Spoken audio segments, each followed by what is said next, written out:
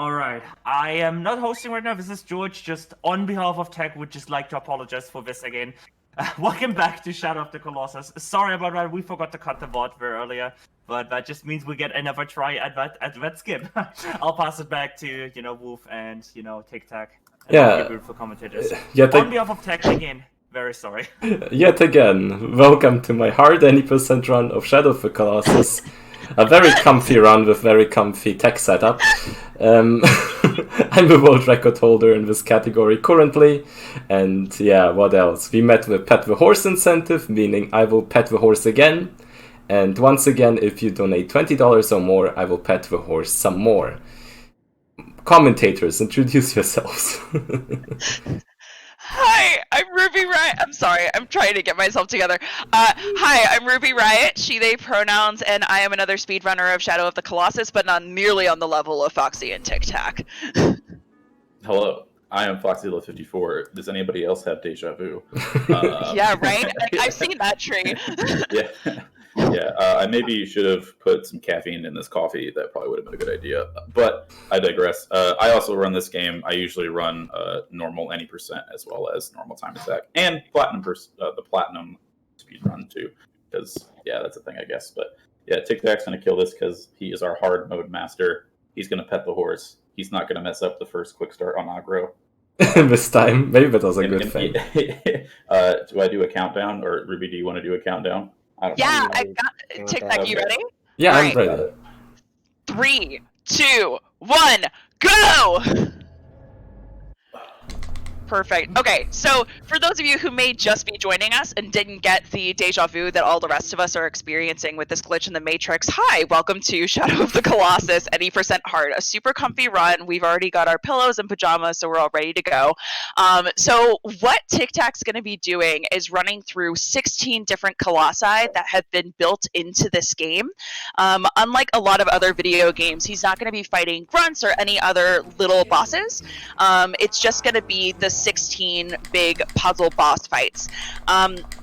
So this is actually a game that was originally created for PS2. It was released later for the PS3 as a HD quote-unquote remaster, and then Blue Point Studio got a hold of it and made this PS4 remake in 2018. And the really cool thing about it is the original version of the game actually acts as a skeleton and is running underneath what you see here, but then they created all the assets in the more updated graphics and quality, so we get this absolutely gorgeous game that you're seeing here. Now, the biggest differences, I would say, as far as a normal run versus this run, you're going to see that TikTak, as far as the basic navigation, nothing changes. There's nothing about the map that's different. But with the Colossus fights themselves, some of the Colossi are going to have additional sigils that he's going to have to hit, as well as the sigils take a lot of extra hits, sometimes double or triple the amount you would normally have to do in normal mode, in order to actually take them out.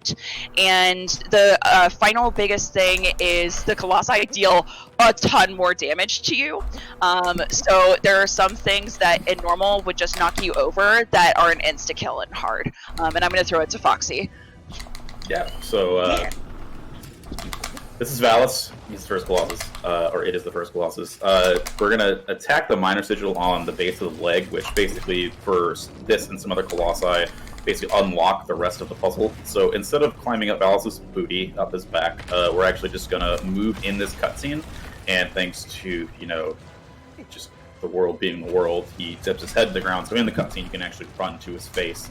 And so in normal mode, there's only one sigil that's on the top of the head, takes 3 full stabs to kill. But in hard mode, it actually takes 4.5 full stabs, and there's an extra sigil on the back of his right arm. There's some fun mechanics that you'll see or like some fun, optimizations that we do on the right arm, where basically and you can see it kind of here where he's getting shaken out of a stab, which is allowing him to stab faster instead of having to go through an entire animation to pull the sword out. But you're going to see basically TikTak, every time he stabs the arm, he's going to let go, re-grab, and switch to his hand as his equipment.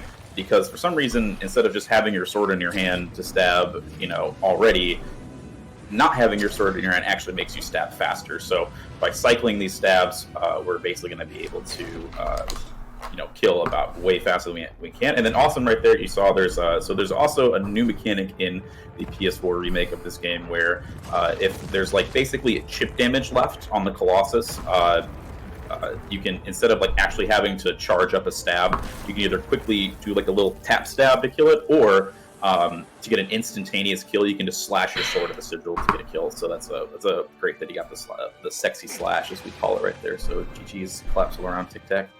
Heck yeah, that was a solid first Colossus. Yeah. I just want to say we have a $20 donation from Young Tunfish, who agrees with me that horses are just basically oversized dogs. Donation goes to Pokemon Sword for picking Bulbasaur, hashtag Team Bulbasaur. They had me in the first half. I thought that was a donation to pet the horse. Yep. I mean, Which I will do right after this. We'll do it anyway. This is actually the perfect timing for that too, because you can just pet and then go. Yeah, I mean, I won't go out of my way to ruin the run over petting the horse. Oh, now I actually... Okay. There, bud. Okay, the thing about that is that on modern controls, petting the horse and slashing with the sword is the same button, so I wasn't quite in the right place there. So, Hey, TikTak, you want to talk about it? I refuse to switch to classic controls for this, so this will be a risk we will all have to endure. And as we mentioned, because Bluepoint did basically a full remake from their 2013 HD remaster in quotes, they also added extra control schemes that are different from the PS2 and PS3 versions. So TikTak was a fresh player to the game with this version, whereas both Ruby and I, at least I've been playing this since a year or two after it came out. So I use classic controls to the day I die. So. Yeah, same. I've been playing since high school, and classic controls, and I'm the freak who also uses inverted, because why not? I also use inverted vertical aim, so I'll just be a part of the crazy group. So here, actually, so you're gonna see something really weird. So instead of actually running all the way down to Quad's Arena, thanks to some added geometry and rocks for the this remake, Bluepoint added a bunch of extra rocks, lots of places, and those rocks are actually within the it's not even I don't know why it's not just the land on which Quad is, but it's like a bubble where you can actually activate the fight. So we basically hop down on those rocks, and then by jumping off, by the time we skip the cutscene, Squad is immediately placed in the perfect spot to just hop down to its body. So we don't have to waste time on Ongro running all the way down, and we can just immediately get up onto Quad.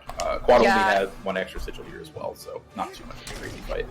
Yeah, and one amazing thing, so that first sigil that TikTak has already taken out and moved on to the next one, there's a very specific placement where you have to get what we call a plant, where basically if you grab into a certain area, the Colossus actually can't shake you. For the first sigil on this Colossus on the head, it's a very, very specific placement, and TikTak got it no problem and has already taken out the side. So amazing job there, TikTak.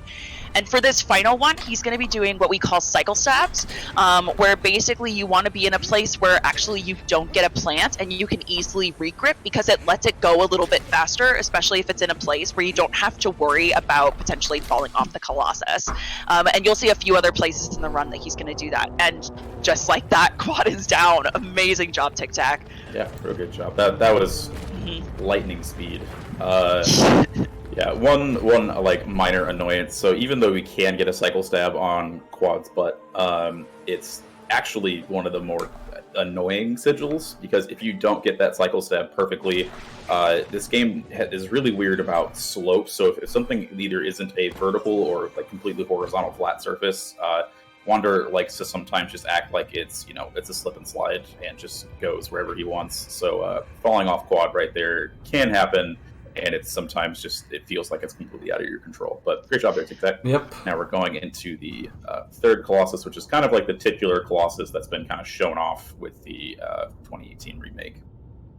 Yeah, it's definitely one that even if you haven't had the chance to play this game, if you have seen art for this game, covers for this game, then you have seen this Colossus. So the name of it is Gaius, and basically what you would normally aim for in the regular version of this fight, not even looking at speedrun strats, is Gaius has a huge, basically hammer or sword that he's going to be wielding.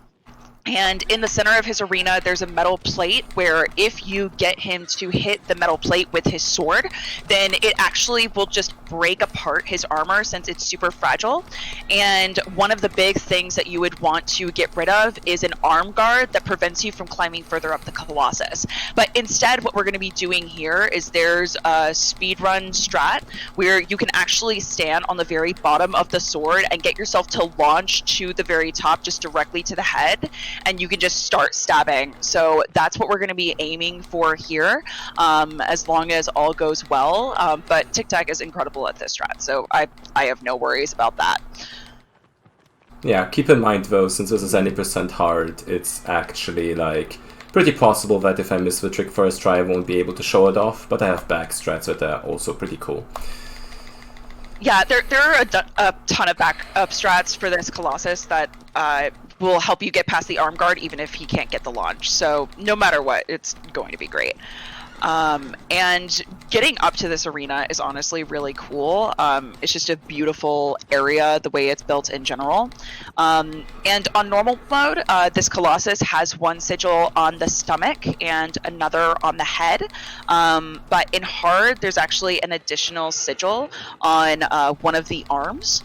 So, and that one, if Gaius gets in a walking animation, can be extremely difficult to hit. So it is very precise timing as far as getting to the right sigil at the right time on this Colossus.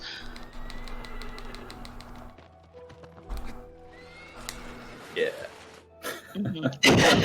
Swimming is a Did I bit cover slow. it? Did I cover it? Yeah. Ruby's killing it with all the detail, so I don't got much to say. I'll TikTak, do the jump. Do the jump. Should I do the jump?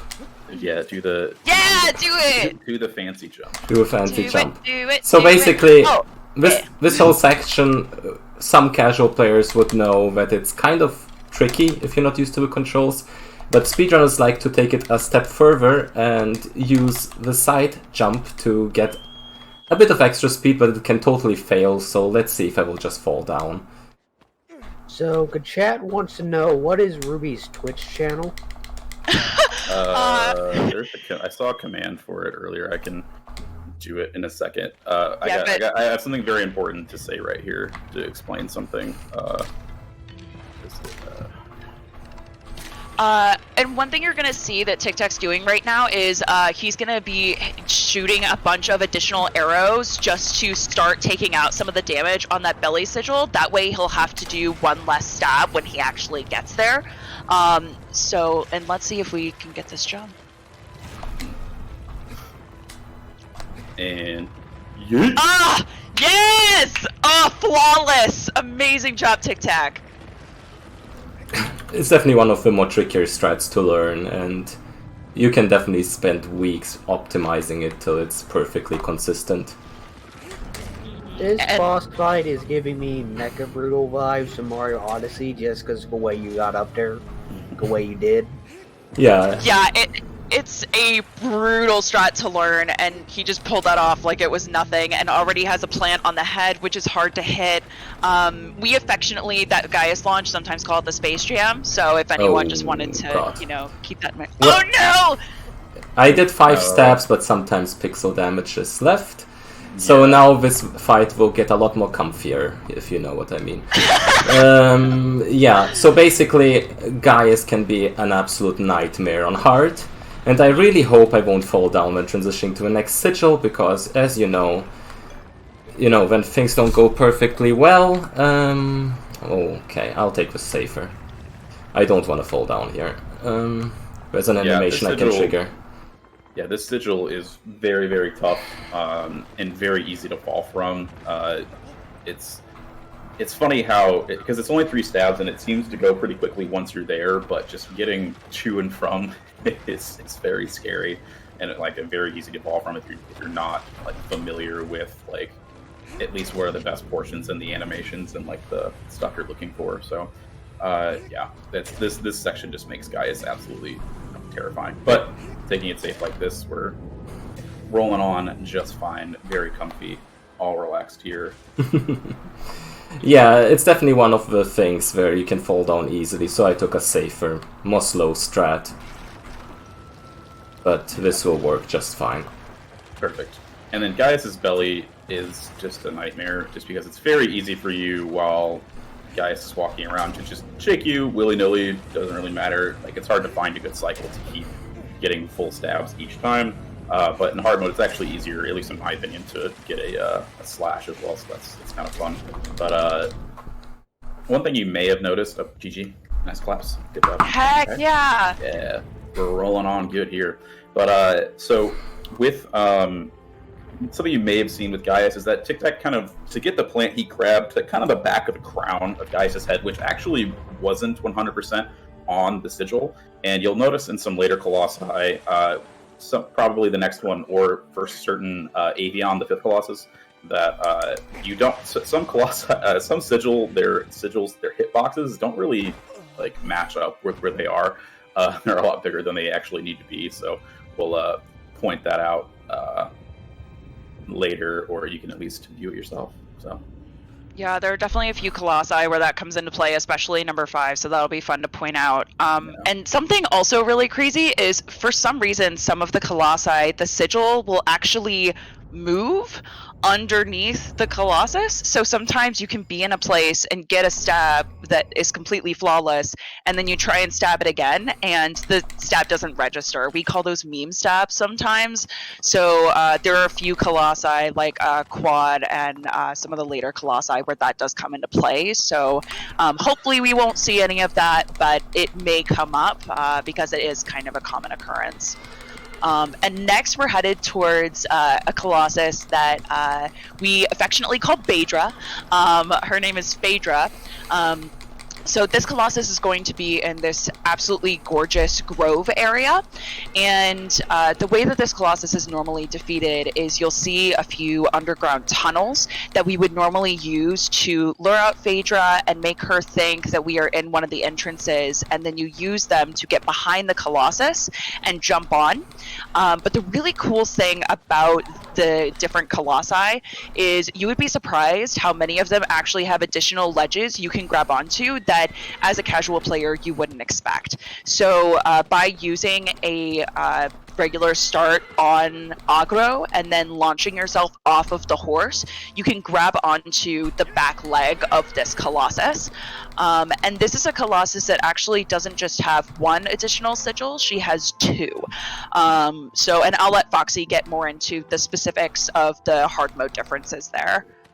Yep, just 2.5 full stabs for each of like the shoulder sigils. That is a tongue twister. TikTak, I'm sorry, but I hope you get the butt glitch. I will go for the launch if I get a butt glitch. No mercy there. Ooh, do it! Yeah. So specifically for this Colossus, like Phaedra has like, I guess, danglies hanging down from her backside, which here, yeah, you can see kind of like just on the back. But for some reason, for me mostly, when you load in from the cutscene for Phaedra, the tail portion will like glitch out and just start spazzing everywhere, and you literally can't do anything except hope that the game stabilizes like the actual like geometry.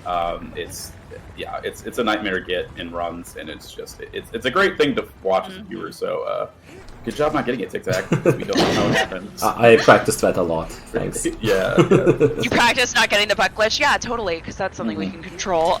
Yeah, since the game is comfy, we can control everything, you know? Yeah, exactly. And he's already taken out the first sigil on the right shoulder, and what he's doing as he transitions to the other one is, if you saw him do this quick stab on the neck, that's because we have one of those mini sigils or little weak points in the center of the neck to get Phaedra to bow her head. So just on the way, he was taking care of a little bit of the damage there. And like that, the second sigil on the other shoulder is gone, and he's going to be able to get in another quick stab here to get Phaedra to bow her head. And there we go. There that is. And that's all. Yeah, and now it's just a matter of taking out the head sigil, which will take a few steps here, again, because we have to do more with hard mode, but basically all of the hard things he's taking care of, so we're going to be done pretty quick here. Mm-hmm. You can see, like, Phaedra is kind of flipping her head in the air a lot, and because TikTak is in a plant, you know, he can basically sit there completely charging his sword stabs while, you know, all these animations are going on. So getting a plant on Phaedra is extremely convenient, and generally what you want to do because you don't want to get shaken out too much. So yes, big claps, GG. Phaedra's down. Yeah, Phaedra can be a real big troll if you mess up like the initial jump onto the leg, just because it's very easy to just awkwardly fall off for no reason. Yeah, it happens to the best of us. So, GG TikTak. Yeah. Very smooth and clean. You're making this look too easy. I'm sure Avion will have something to say in that. Yeah, Avion he's just another mess. He's making it look like the comfy run it is. No, but there's a lot of very specific strats here that are extremely difficult to pull off, and TikTak is just pulling them off flawlessly. So, amazing job so far. Thanks. Yeah. Okay, so the next Colossus is another one of those pretty iconic ones that has personally my favorite speedrun strat in the game. So Avion is, if you couldn't already intuit, a bird Colossus. So it's going to be in this huge water-filled arena, and once we get to the Colossus, we're basically going to need to shoot her to get her to come down to us, and I'll explain that more when we get there. But there are a few aerial Colossi that basically the goal is to get on top of the Colossus and take out the sigils without falling off. And out of all the aerial Colossi, this is definitely the harder one, in my opinion, as far as just staying on the Colossus. And in the meantime, we've got this beautiful scenery that we get to take in. Something cool that they actually built into the game, because they wanted people to be able to enjoy the scenery and really take it in. If you are on a set path that the game has established and you just spam the run button, Agro will just stay on the path. So there are some sections where there are very specific bits of navigation that the speedrunner has to do, but then there are some others where all you have to do is just spam the run button, and Agro takes care of the rest of it herself. So I just want to ask, this game uses in-game time for its leaderboard, right? Yes, that's correct. Okay, I noticed that world record for this category has slower in real time than second place time, so I decided to ask about that. Yeah, the big thing that matters is the in-game timer, because that's keeping track of not when you're paused, not when cutscenes are happening, but the actual amount of time that you're playing.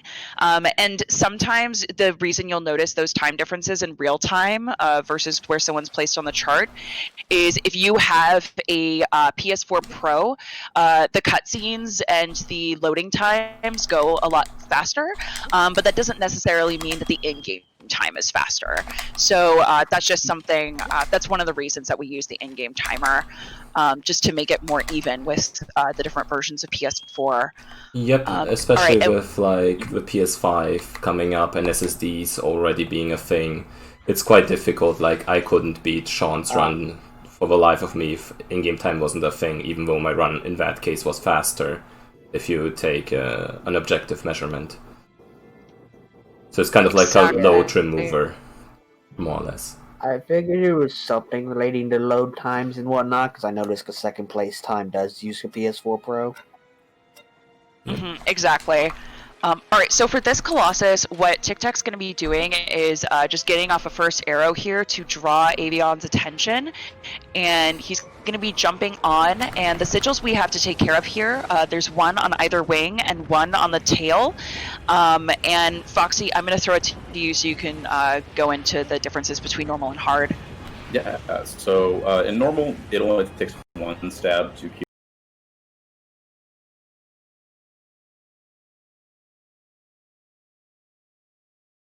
each of the wings, and TikTak got bad RNG there, that kind of sucks, but he'll be able to handle it well. So It's 1.5 stabs for the wings, but that really throws off a lot of stuff simply because instead of because it's hard mode and we're starting on new game, your stamina is just so much lower than and just much more expendable than it is in normal mode. So okay, it's all good. Okay. Woo! Yeah, Recovery. This Colossus, it's comfy. On hard mode, it's very easy. No! Oh, and yeah, there's Slopes, am I right? Slopes. Comfy. That's what I was talking about. There's slopes, so the game is it's straight up ice. So that's all right. Falling off Avion is kind of just part of the game. Well, obviously it's part of the game, but it's part of the grind.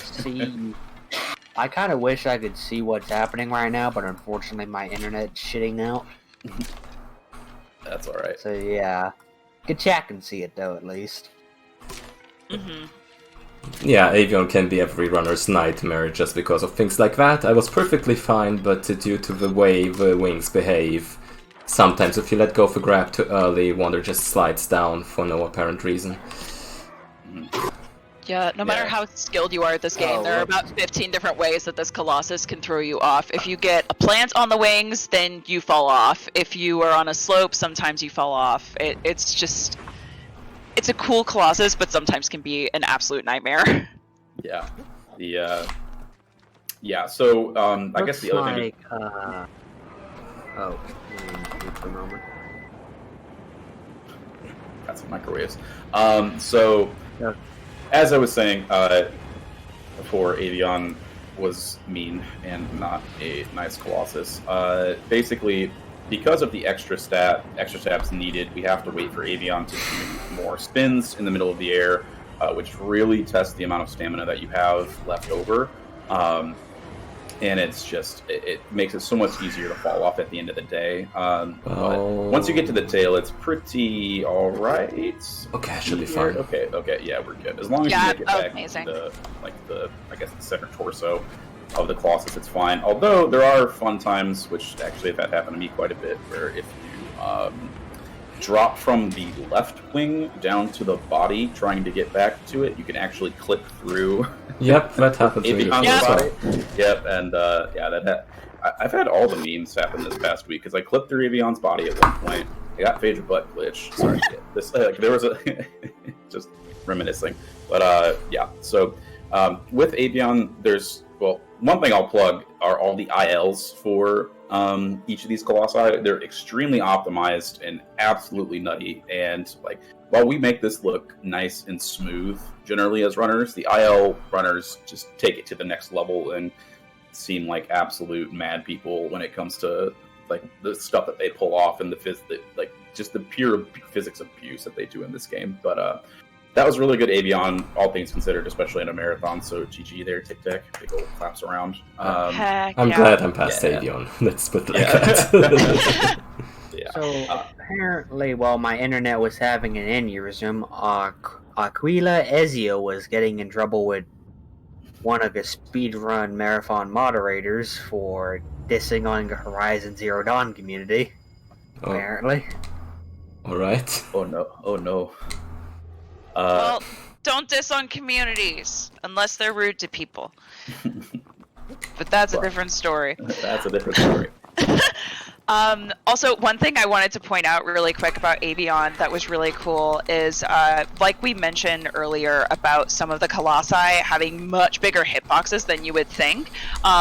So the cool thing about Avion is the last third of the tail, you don't even have to be close to the sigil. As long as you're on the last third of the tail, it's still going to do damage because all of that registers as part of the hitbox. So one thing that a lot of speedrunners will do, and which TikTak did just a little bit earlier, was getting the stabs in towards the front of the tail, and then for the final hit, just doing a jump stab, because the jump stabs deal a little bit more damage than a regular stab, and if you get that in as the last hit, rather than going into slow motion, it just takes you directly into the cutscene. So you don't want to do jump stabs for every hit, since the animation to get the sword out is actually a lot longer than a regular stab, but a lot of us will use it just for the final stab, so we can take it just right through. And now, if you look to the left, you'll see that we are in the 17th Colossus, which is what we affectionately call this forest, since people get lost in it all the time, and sometimes Agra will not let you do quick starts if you are too close to grass, because apparently she's afraid of grass. But yeah, I don't know about you, but grass is terrifying. I mean, just here. Personal opinion here, but aggro can be quite tricky with certain hitboxes of rocks and grass, and sometimes just refuses to walk forward if she sees an invisible wall. Yeah, as much as we love the new geometry added in this game, because for all the fun tricks we get to do, it also adds all of these like extra little bits that scares Akro in the sense of, you know, maybe she's seeing something that we don't, but hey. Yeah, next up we have Barba, who is by all accounts probably one of the bigger trolls in the speedrun, especially any percent. There's quite a few different skips that we can do. One of the only glitches in the game, or one of the two glitches that we actually have, is a cutscene warp. So instead of actually starting where the game places you in the fight, by skipping the cutscene at a certain time, you can actually just warp up to Barba's beard, which is pretty great. But TikTak's not going to do that here because there's an extra sigil on Barba's hand. But and because of that, it's easier to go for that sigil first and transition to the others rather than starting from that warp. So sadly, don't get to see it in hard mode, but pretty cool trick overall. So. And as you can see, Wander also has just like absolute legs of steel. He's an absolute unit. So just kind of running around, jumping off these crazy heights and whatnot. But yeah. And the really cool thing too. Oh! That's the wrong animation. I'll just go for this hand again, I guess. Yeah.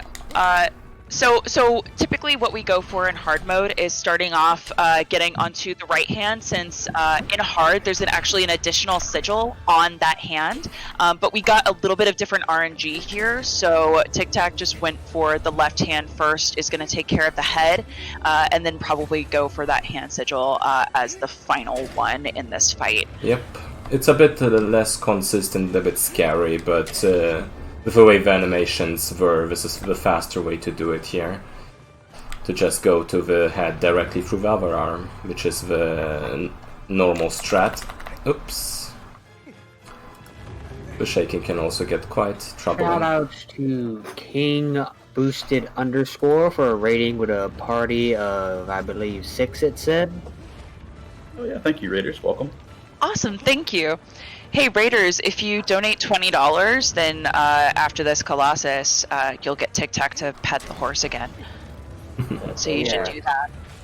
And just in case some of you aren't aware, No Holidays Allowed is a 7-day speedrunning marathon supporting Go Rescue Pet Adoption Center. You will see races, glitched runs, glitchless runs, hacks, randomizers, and maybe even a task every now and again, and plenty more. Stick around to see everything you have to offer, and use the command !donate to help support those puppers. We also have incentives, so you can use the command !incentives to view those. So here I'm trying to regain some stamina, because it's hard mode and I don't want to fall off the hand once I drop down. This drop down is a bit scary, that's why I usually prefer to do hand first, and yeah, that's what I meant. Okay, I will try to do... Well, no, this won't work out from here. Now becomes the awkward part. I'll see what I can do, maybe. Okay.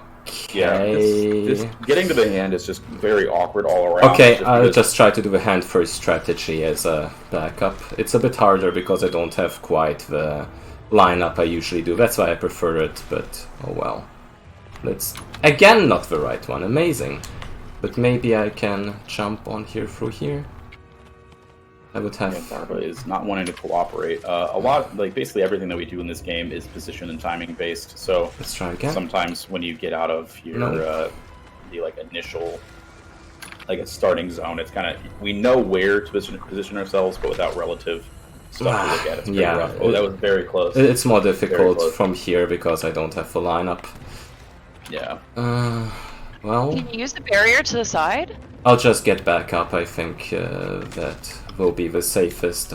even though Okay. slower version. Round 2. Yeah. That's why I prefer hand first. The drop down is just not consistent enough. As it usually is with comfy runs like that.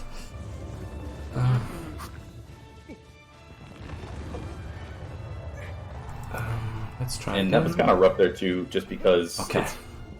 There we go. There Grab on. it is. There you go. Okay, so now for the final Nice. portion. Nice. It's pretty rough because sometimes you can also just kind of, even though there's a mechanic in this game that allows Wanderer to kind of like have magnet hands towards ledges. Sometimes when you're falling, the game is just like, nah, man, you're not near anything, or like you're faced in like a slightly wrong direction, and it's hard to recover, and the game just doesn't give you that grab, which is super disappointing. But hey, that was a good recovery. Honestly, very, very good. A lot better than basically anyone could probably expect to do with Barba, because TikTak has lots and lots of practice with hard. Yeah, usually I don't have problems with this Colossus, but as it is, hard can be quite tricky. Yeah, especially if he gives you completely different animations like that. So for what you were given, you handled it as best you could. So major props.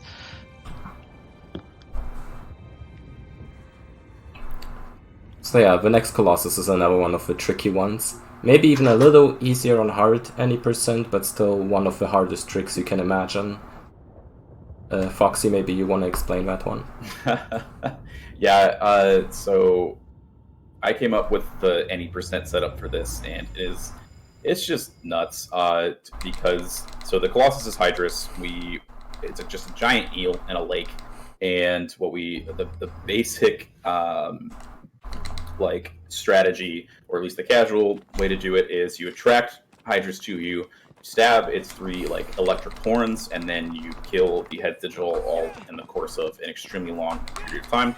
But what we are able to do is through some AI manipulation, we're able to make it so that Hydrus immediately breaks through the water, and so you can immediately get to its head sigil with like basically almost no issue. So still a little bit of a weird trick, because we're doing things based off of, like, as I said with Barba, based off your positioning, but instead of like actually counting seconds or something like that, which we're able to do in the time attack version, or the time attack runs, is we're counting the number of swim animations that Wander does. So it's very kind of wishy-washy. It doesn't make a lot of sense, but it works. So yeah, I guess that's the fun part about it. Oh, and I'll also say, if you have a fear of like deep water or those sorts of things, I would suggest looking away once you get into the fight. I've seen a lot of curious people saying they have a hard time beating this game because of their thalassophobia.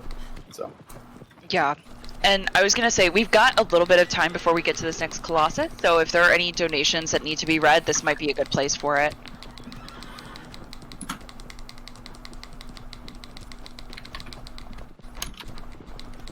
Alright, no let mods. me take a look right quick. We have 2 donations actually relating to the horse. A 420 donation from Usurping Pet the Horse, you darn heathen, ooh woo, and a $20 donation from Asama-san, Pet our beloved horsey boys. Go TikTak, you're the master. The Team Eco Families, and do all our energy and love. Awesome. Ooh woo! Thanks, Yusu and Azuma. yeah, thank you very much for your donations. But yeah, so it's quite a bit of long running in the game on Acro here for the 90% categories, but it's kind of a nice break to kind of get your mental preps down for the various colossi. Although, because you're not running from statue to statue, as in the time attacks, it's very easy to forget which Colossus you're on. Yep.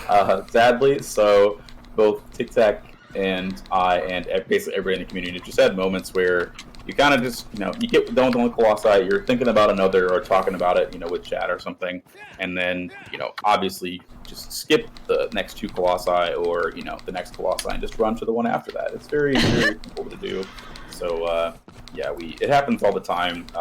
That's the one reason that I say that I like to have splits for running this game, is because it gives me a mental check of where I'm supposed to go next. Yeah, So, even if I don't use splits, I have a list on my phone because if we're doing races, sometimes we'll do big races or noob races in the Team Eco community of just everyone playing this game as quickly as they can. And Azuma has come up with incredible layouts for that. We do those once every few months, alternating with other games in the Team Eco series. But sometimes if you hear that other people are like a Colossus ahead or a Colossus behind, it has happened in big races of people almost going the wrong direction. Yeah, so you're going to see here that TikTak is doing the same swim animations, just like Foxy was talking about for the setup, and we're going to see if he can get these jump stabs here, so good luck. that looked like the right count. So. Yeah, but it's incredibly precise, and you can never tell if it works or not until it does. Aha! Look at that. Yeah, there it is. Yeah. So the one scare. So in normal mode, the damage that this horn does to you, like, basically can't kill you once you're on him. So that's pretty easy to go through. But in hard mode, it can very easily kill you. So we don't want that. Do is just do a jump stab or two to the head, and then through the first two, then you kill the tendril, and then as you saw, Hydra's doing a ton of bobs there. So if you try to get on the head without it actually being in the correct animation, then it just keeps bobbing its head up and down, and makes it very difficult to actually get like a solid like stance and place to stab. But through some nice little physics, we can basically jump over that threshold and do a jump stab, which does a full stab, a fully charged stamina worth of damage. So makes it very quick and easy to do. And TikTak made it look super easy right there. Very difficult and stressful Colossus, like in the first half of the game. Yeah, getting it first try is definitely a challenge, and I'm very happy I got it. There is a backup found by JK, which makes it a bit easier on second try and going on from there, but it's always best to get the strategies first try, especially when you're going for the good times. Yeah, 100%. That is a very tricky strat, and you just pulled it off flawlessly, so good job. GG's. So if this Colossus wasn't stressful enough in both categories, we're now going to the Colossus that in hard mode is leagues harder and more stressful than it is in normal. In normal, Kuramori, the next Colossus, is very easy, really quick, like just a nice little break from everything else. Whereas in hard mode, it's very tight, very stressful, and very easy to mess up. So TikTak is going to show us the pinnacle of cycle stabs with the first sigil on Kuramori, just because your timing is so tight here, and then make it look easy, basically. And maybe TikTak, you want to show off some fishies? Some fishies? But yeah, I mean, that's up to you. this is personally. Oh, go ahead. I mean, it's a bit slower, but I guess I can. So on top of obviously aggro and the birds you see around, there's also a fish, tortoise, bats, and I think that's everything, right? There's 5 different kinds of animals. Oh, and doves. Don't forget about the doves. They're at the main shrine. So yeah, it's a lot of different animals in the game, and coming up in like the pre-arena to Kuramori, which is one of my favorite areas in the game, just because it's so absolutely gorgeous. Overall, there's actually fishies in the lake, and so we can stop by and say hi. It's sadly much slower to say hi to the fishies, but I mean, we like animals here, so we're gonna. That's what Stalky would want, so I'm gonna go for it. Yeah. Oh, and speaking of which, did you get in the pets for the horse? Oh, right. Let's stop for this. Okay. Let's take a quick pause. Right? A quick pause so we can take in this beautiful 1, scenery and give some good pets to Audra. 2, and 1 for good measure. There we go. There we go. Yes. Yesterday I learned you can pet the horse while on horseback. I had no idea you could pet her while on horseback. Like I had no idea until this version you could even pet aggro. So, you learn new things every day, even though you've been speedrunning this game for 2 years. Yup, I didn't even know until the big GDQ run, and then I found out mid-race and was losing my mind like, for 5 minutes. It was fantastic. TikTak, are you going right or left here? I'm gonna go directly through it to show the fishies. Yay! Okay, so let's see. Perfect. So the thing is, we haven't like explored this whole route for a while, and for the longest time, some people thought that swimming here is faster, but swimming is incredibly slow, and there's a way to go around and with aggro just go through like certain areas where it allows for, but then you won't get to see the fishies, which you can grab. Yeah, I was very stubborn in my first set of any percent runs. It was like swimming. I was like Mr. Incredible. Swimming is faster. But yeah, after exploring that, it's oddly funny how quick stopping and quick starting aggro is so much faster in so many areas of the game than kind of just casually, leisurely letting her walk through some of it. So yeah, that's it's pretty big time saves for just overall overworld movement, which, while subtle to most people, like with this entire game, it's something that's pretty easy to gain time on. So yeah, and speaking of subtle movement, another thing you'll notice that TikTak's been doing is sometimes double running or whistling while he's running, and the main reason he's doing that is jumping in this game is actually the fastest way to get place to place, but if you whistle, it actually stops the stumble animation that would come after, and double rolling's really quick. All right, so what you're going to see TikTak doing here, because this is a fast fight, he starts with a whistle to get Kuramori's attention so that he'll start climbing up the side of this Colosseum, and TikTak's going to set up this arrow shot to take out the legs so that Kuro falls off the wall. And once that happens, he's going to want to land a jump onto the Colossus, and we'll see how that goes here. Oh gosh. All kinds of ways, but not the right one, but it's fine. That's okay, but he's going to be going for cycle steps here. Perfect. Just because, again, that gives us that quicker timing on the first sigil. And once that's taken out, he's going to go for the second, and it's going to be tight timing-wise, since we've got a lot more damage to take care of here on hard mode. Yeah, those were perfect cycle stabs, so he's very much so in the clear. That was very, very good. Yeah. Nice and clean. Yeah, those cycle stabs can really, even if you miss, I think you can miss a max of 2 of them, and then after that you're basically on. Yeah, you can definitely miss 1. If you miss 2, it's gonna be very, very questionable if you get it or not. Yeah, so very, very good Kuramori. And one thing that's kind of cool that most casual players don't realize is the higher up that you allow Kuramori to get on the Colosseum, the actual when he falls down, as you can tell, because he's hitting the ground harder, it's going to make Kuramori lay there for longer. So that's why TikTak has to let Kuramori go all the way to the top, whereas in the normal modes, we max about halfway up is all we need to easily be able to kill the Colossus. So very, very good Kuramori. That was very clean. So petting aggro extra definitely helped. For sure. Feel free to go over estimate for 2 hours. Oh, do you want to do a run back after this, TikTak? Run it back.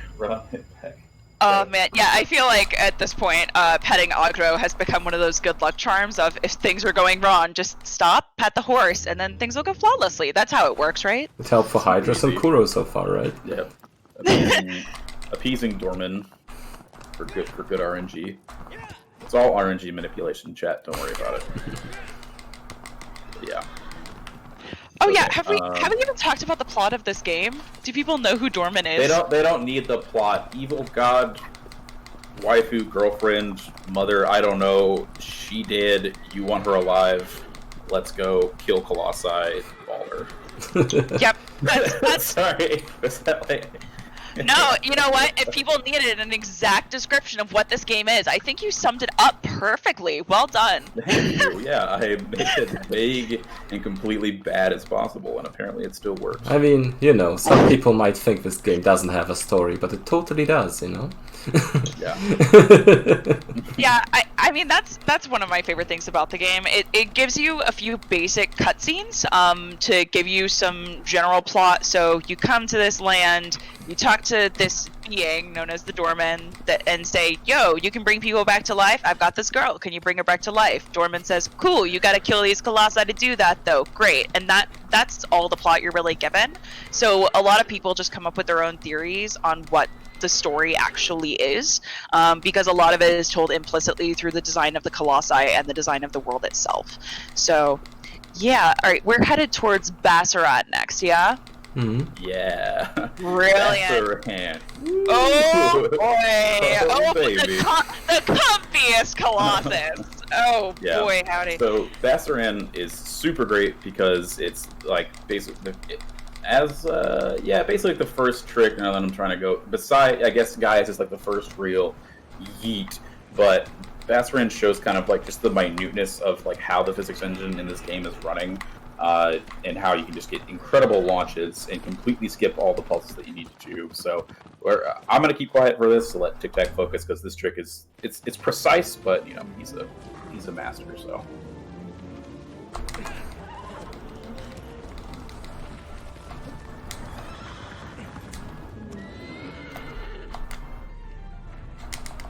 yo, there we go. Amazing. Very good, very good. Yeah, so that trick is super tight actually, simply because you can't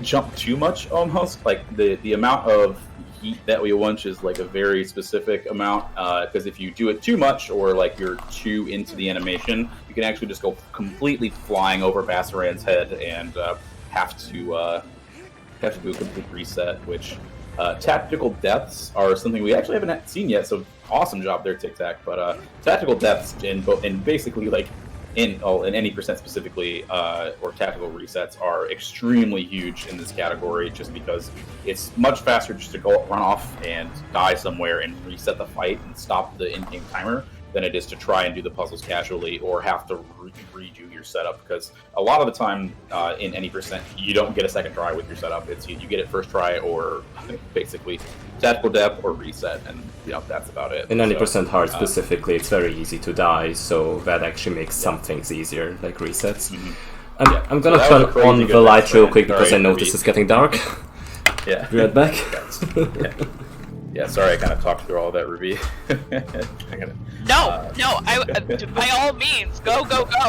Yeah, so that's Bassaran. Definitely one of the most annoying Colossi casually for many people that I know, including myself back in the day. But if you can stick it out through Bassaran, the rest are just pretty awesome, very cool puzzles to do. So, yeah. Up next is Dirge. Don't go to Solosia first. Don't make my mistake. Go to Dirge. Think of wacky. Yeah, one of my most popular clips on my Twitch is actually when I went from Avian directly to High just because I was stressing out so much over the skip that I completely forgot Barbara existed. So there's that. Oh man, I feel like that's happened to all of us at one point or another. But yeah, one thing I was just gonna say is Bassaran is a Colossus that, like Foxy said, can be the bane of people's existence. It's still my arch nemesis, honestly. So that was just a really, really flawlessly done Bassaran. Well done.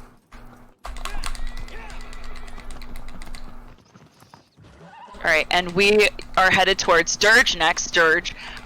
We affectionately refer to this Colossus as Dirgy Dirge in the community because of one of the runners, Wacky Wolf AO, has a really incredible IL run for this Colossus, and it is definitely her favorite. All of us kind of have our favorite Colossi in the community.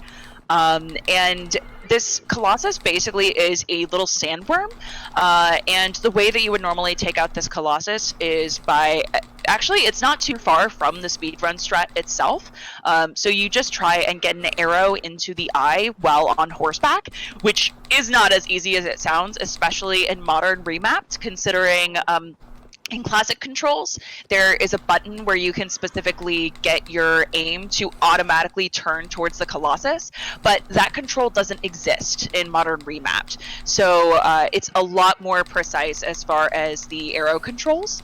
But once you get that arrow into the eye, it's a matter of letting Dirge crash into something so that the Colossus stops, and then getting in stabs on the sigils on the back itself. And what we're going to be going for is what we call a one cycle. There are some of the Colossi that the normal way you would defeat it is taking out a sigil, and then the Colossus will leave and some animations will reset, so you have to do the same actions all over again. But by getting a very precise amount of stabs on the first sigil, we can actually negate that and take it all out in one go. So this Colossus and a few others are really dependent on getting that one cycle. So we'll see how that goes. And Foxy, do you want to go into like the percentages on the Colossus? Sorry, I just got back. Dog was pawing at me, but yeah, I feel like kind of a nerd knowing all this, but but it's we're all nerds here. Welcome. 4.7-ish full stabs. It's the chip damage that you do on the eye arrow shot on Dirge is very important to like give yourself some more leeway on the amount of damage you can do. But that's about it. It's really it's a very tight Colossus.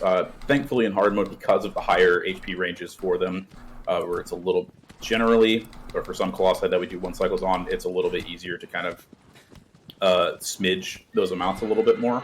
But on the other hand, though, for Yeah. hard mode, the eye of Dirge is actually kind of different. On normal mode, if you miss a couple arrows, usually it's not a problem as long as you're not near a wall. Meanwhile, on hard mode, there's a ticking timer. And if you take too long to getting that arrow shot, Dirge will just do an animation where he jumps at you, trying to eat you or something like that. So basically, if I don't get this arrow first or second try, I will lose quite some time. So let's see. Good luck.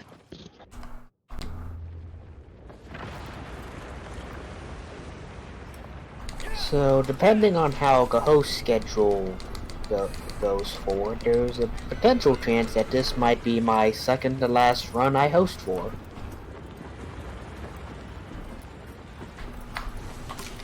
we've enjoyed your company. Okay, second Alright. I've try. enjoyed your company of other runs as well. Thank Others you. as well. Thank you very Alright, much for so- helping us set this up. I might be Okay. able to run something else. I mean, like host something else. But at the moment, my hosting for Pokemon Sword and Arkham Knight is likely going to be handled by someone else. Gotcha. Alrighty, so on this first sigil, it's pretty simple. We're gonna, like I said, the 4 cool stabs, and then about another 0.8 and 0.9 stabs. Let's see here. Okay, that's about as much as I could Okay. do without Yeah, so overdoing that's it. really good. Basically confirmed one cycle here, so that's awesome. Heck yeah, nice job. Yeah, Dirge is one of those Colossi where it's good to get a couple cycle stabs on when it's not shaking back and forth, but you definitely want to have the plant come the actual shakes. Which I didn't, it's as not it seems. I thought I That's did. fine though. It's Babe, no! What? And Whoa. there we go. Oh, okay. there it is. Nice, nice, nice, nice. That was spooky. Yeah, that jump step right there is like, what happened? Yeah. Yeah, Alright, this so is Dirge another one of down. those. Yeah, this is another one of those instances where sometimes if you are on the slope as Dirge is flailing everywhere, you try and get in a jump stab or a regular stab, and she'll just go, "Hey, guess what? Nope," and give you just the wrong part of the sigil. So that's what we saw there. But otherwise, that was flawlessly done. So good job. Thanks.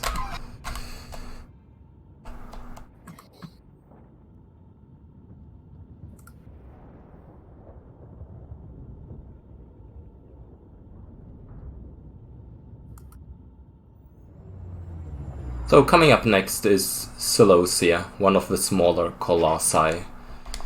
One of the two. And I guess Ruby, you can cover that one. Absolutely, the small boys are my favorite. So Celosia, that we're headed towards next, is a Colossus that is has a little almost pool next to it, and then an arena that looks almost like a shrine. And the way that you defeat this Colossus is adorable because the Colossus is afraid of fire.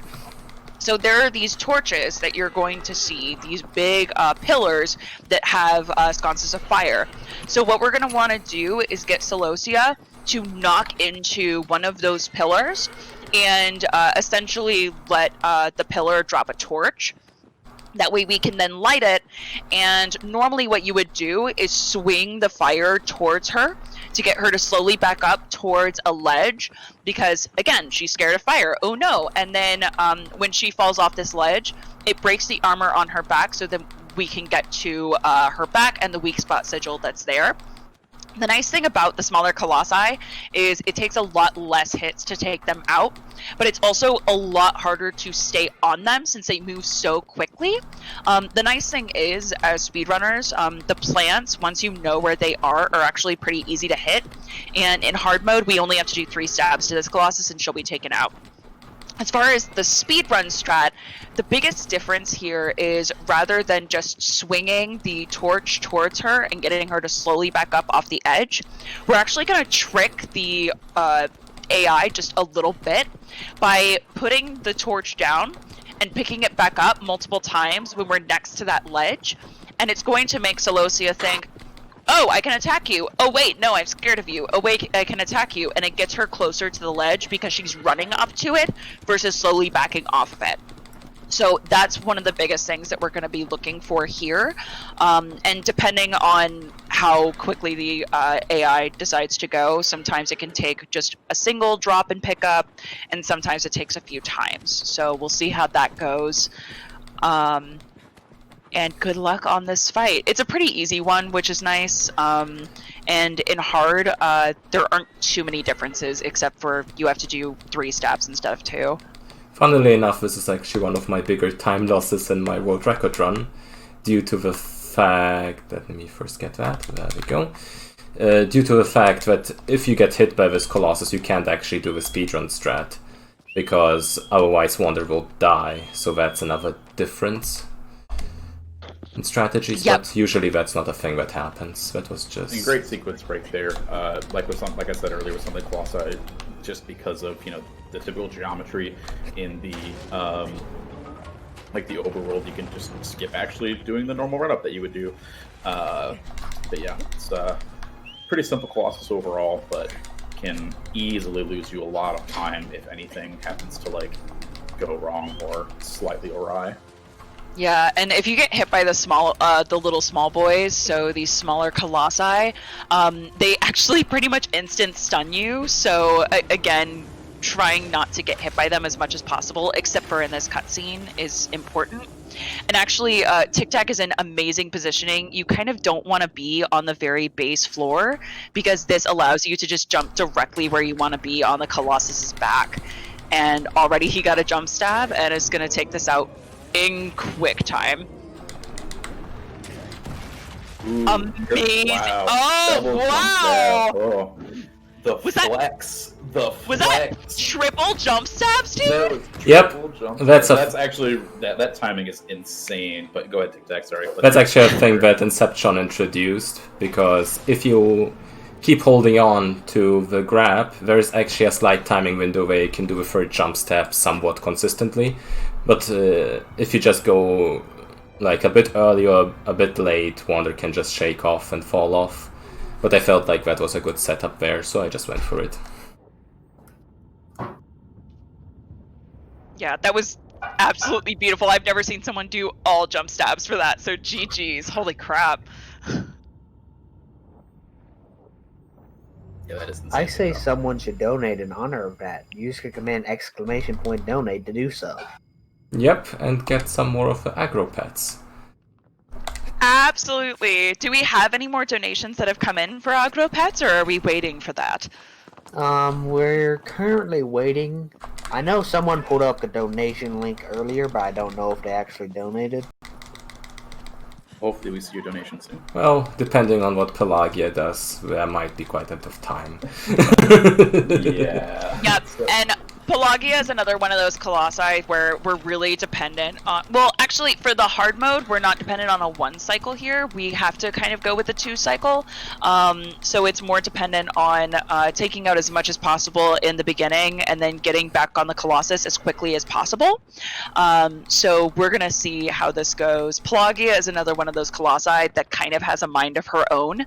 So there are some things we can predict and some things where she will just do whatever she so pleases. Yeah, and sometimes you can do everything completely fine, everything looks flawlessly from setup to like the execution, and you still lose multiple minutes due to AI, due to Pelagia not wanting to fight, due to you falling off during a cutscene.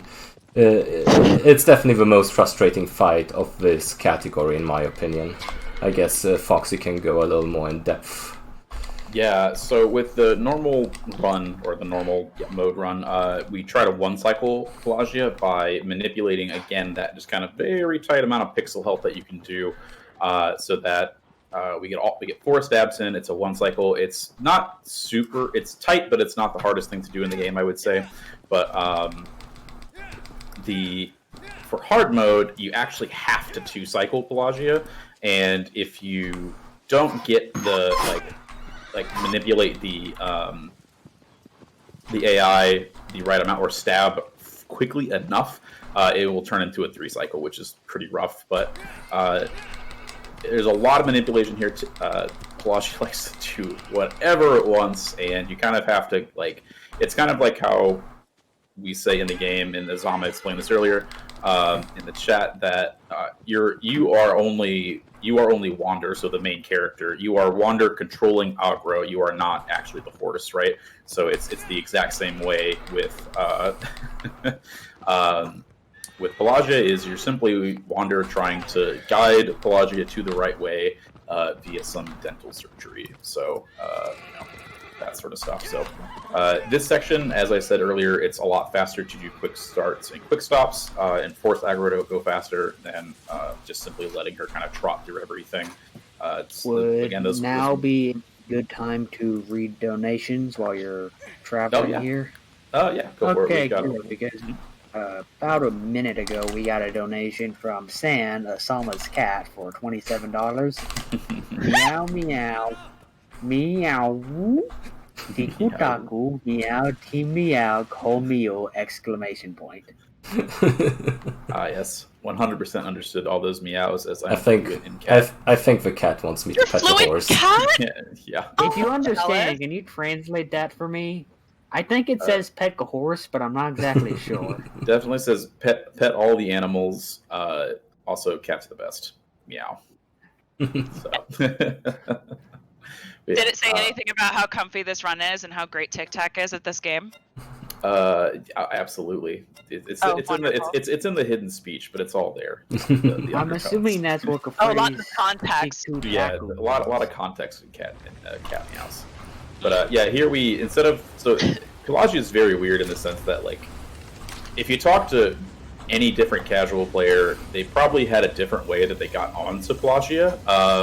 You can swim around and climb up its back. You can kind of go over. Hello, there we go. Do this, yeah. That jump was beautiful. And TikTak continues to flex on us, which is amazing. The physics flying, turning into what's a good, I don't know, like Spider-Man or something, is zipping around everywhere. Don't be too sure though. There's still one thing to go here. Yeah.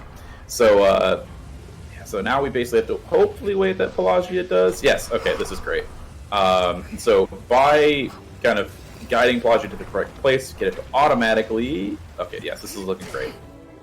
So we want 4 stabs here before Pelagia decides to kind of chill out and go back into the water and destroy the, this, I guess, set of pillars here. And awesome, yes, you got the 4 stabs in, so we're very, very good, looking very good on the 2 cycle. So here Pelagia is going to destroy this these columns, and so Ticket's going to hop onto Pelagia, so you don't have to go back all the way around again, and hopefully stay on it during the cutscene, so we can just immediately start guiding it towards the next set of columns. But as I was saying, so by jumping on Pelagia's face, as soon as it does like the animation where it's like charging up to shoot you with its bullets, Perfect.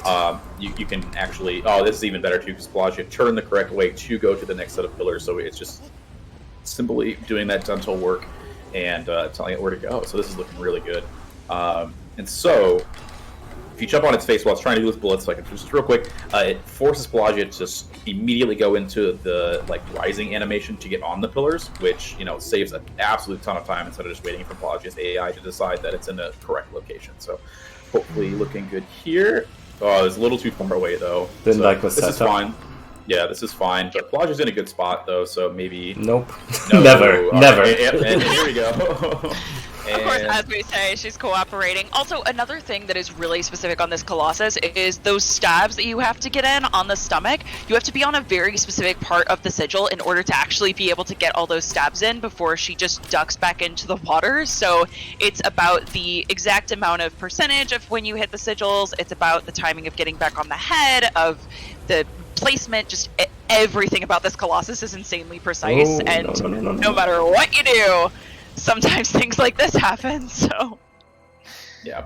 There we go. And you can see there, Pelagia was basically in the same exact position as it was before, but was just like, I guess this time I'll hop up. Yeah, I feel like I played this fight as good as I could, and it still lost a minute. Excuse me, I hope that's not an issue. Yeah, I was like... no, that should be fine. You should be able to get 3 stabs in always, so... Yeah. Oh, yeah. Okay, there you go. Yeah, Bam, there it is. there we go. Nice, Big- nice. There's that solid 2 cycle. Yes. Jeez. Nothing you could do about Pelagia not want to cooperate there, but that recovery was totally fine, and that was very low on the amount of time that Pelagia can kind of just twiddle its thumbs and hang around and do spins and whatnot. So yeah, that was solid recovery, and thankfully It's not over. too much of a waste. Yeah, it's done. It's over. We're I want to say we're in the clear right now, but we're mostly smooth sailing from here. Only a little rough waters. So now it's time for the absolute best Colossus. I don't care what any of you have to say. I'll fight you, chat. Phalanx is the best Colossus. Get out of here. Hands down. Listen, Phalanx is definitely the biggest Colossus. It's a gorgeous Colossus, and out of all of the Colossi in the game, just narrative-wise, it's the most passive in the game. Phalanx won't actually come for you or attack you at all, even when you shoot her. So, listen, she may not be my absolute number 1, but this is an incredible Colossus, so I'm not going to fight you there, Foxy. Let's do those Fine, classic control pets. I've never played Shadow of the Colossus, but I think I know this one, I think. Yeah, this is a very iconic fight, and personally, I think the grandeur of the whole thing, makes it kind of an awe to experience casually. But yeah, if anybody challenged me, I was gonna challenge you to a breakdance battle. Anybody here think they can beat me in a breakdance battle? Oh my god, someone please challenge him, because I need to see Foxy in a breakdance battle. I would for Zenobia's sake, but I'm not confident in my breakdance battle ability, to be honest. TikTak versus Foxy, go! Right now. That horse pet was for Sangacat. Exactly. Fun fact, I can't breakdance, so don't call my bluff. See, now I'm highly tempted to. I can't breakdance, but for the sake of seeing you go through that, I kind of want to. It's like just forcing it. As the challenger, you have to go first. That's the problem. Breakdance battle incentive right after, we can right? play music and wear overalls and do it simultaneously, so we can both just live in that shame, which I would be okay with. Yeah. I do have a personal photo of myself recently wearing Daisy Duke overalls. That was a life experience. Not sharing it with anybody. It's a little bit too risque. No, it it was beautiful. And as someone who is a big fan of overalls, I appreciated that I was tagged in that picture. But yes, so this Colossus, I'll explain the normal, and then I'm going to throw it to you, Foxy, because I know this is your favorite. So basically, the way that we defeat this Colossus, speedrun-wise, again, isn't that different from the normal strat that is intended for the game. So we're just going to be shooting the 3 balloons, so the air sacs that are on Phalanx's body, and once that happens, she's gonna lower so that TikTak's gonna be able to jump onto one of the wings and be good to go. So let's see. Yeah, Foxy, if you want to take it from here. Yeah, so TikTak's showing off a new strat that a relatively new member of the community showed to us, where instead of going in, like, I guess the normal way, you kind of come in from the side, which allows you to get quicker arrow shots onto Phalanx, as well as getting her to lower to the ground quicker. As long as you can get the shot, sometimes they're a little bit finicky. Yeah, the last one is always the most difficult one. The good thing about this strat is, even if I mess it up quite a bit, it's not slower than our old strategy, unless we go file setup. But this is being very tricky right now for no reason. Oh god, there we go. Yeah, so it's a newer strat, pretty cool. It's, again, the arrow shots are always a little bit rough, but basically it makes it so that Phalanx kind of gets lower to the ground. So what you would, as you said, what you would usually do is just hop onto the wings to climb up, but you can actually probably hop up higher, so it wastes less time. It's all very semantic based, but oh god, no. Dirt. Wow, that was rough. Just a sand dune there ruined it. That's terrible. And hopefully Agro's nearby. Okay, good. And so the strat for Phalanx is basically the same between normal and hard mode. You only want to do about so in normal mode it's about 1.9 full stabs. In hard mode it's 2.7 to 2.9 full stabs. So that's really it. Excuse Oh me. no, slopes denying things. But just the comfy game it is. Third Sometimes. time's the charm. Yeah. Third time's the charm. Yeah. So that's Phalanx. That happens very often. But so it's easy to get a 1 cycle on Phalanx. The main thing is that, again, you want to do just enough damage to not force it into its an animation where if you kill a sigil, it actually does a barrel roll and will eventually go back into the sand if you don't kill it quickly enough. So you have to basically repeat the whole cycle. So that's basically it. Fairly simple Colossus. Again, the IL for this one is absolutely insane, and you do a lot of physics that you use basically to just launch yourself around all the time, so it's pretty great. Shout out to Azama. Shout out to Azama, who's in the chat right now, so who's the current world record holder for both the normal and hard time attack categories. Did a lot of great work on those, and so couldn't quite do him justice here, but the 1 cycle should be still fine. Yep, and another thing, so if someone were to overstab on these, if you can see these flaps that are over each of the sigils, those actually close on you. So it's not even that you can, if you were to overstab, you can't just say, oh, well, let me see if I can quickly get this in. The flaps close and just say, ha, that's cute, no. So, but it looks like TikTak's going to be solid here. Yeah, so if you, on normal mode, if you go quickly enough and you get the right cycles, you can actually get a 1 cycle by killing, even with killing all of the sigils. Sometimes people get it casually on their first playthrough if they're real bold about hopping around on Phalanx, but on hard mode, I would say it's basically impossible. So, so that's Phalanx, the grandeur of its death. You lived a great life. I'm very sorry. Phalanx did nothing wrong. It doesn't care that you're brutally stabbing it to death. Yeah, it just kind of takes as if it wants this. Oh no. Oh no. But yeah, so next up is TikTak's favorite Colossus, and the one that he's probably put just the absolute most work into to make it kind of as optimized as it is today, which is Cenobia, the second small boy Colossus. This is the second glitch that we actually use in the game, which is called the super jump, which, as most games, kind of wedge yourself into something, and just the force of jumping on one of the frames pushes you up. But we'll let him show it off when it comes down to it. And then also wacky jump, which kind of like we explained with Quad way back at the beginning of the run, there's extra geometry on a wall somewhere, so it allows us to kind of just hop from spot to spot instead of having to run around. So it's pretty cool.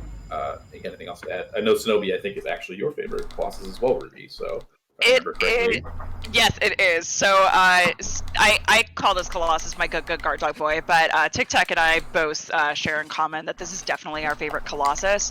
And something that I think is really cool about it is, so this Colossus, when the game was first being developed, went by codename Cerberus. So a lot of people use that as justification of the theory that it is in fact meant to be modeled after a dog.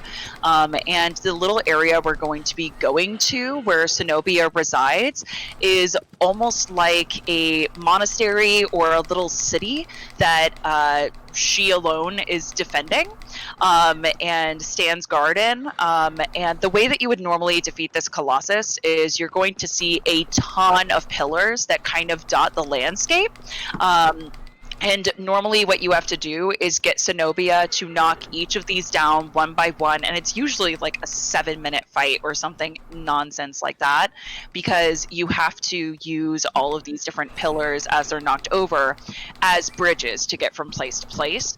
But with these skips, we actually can skip a majority of that.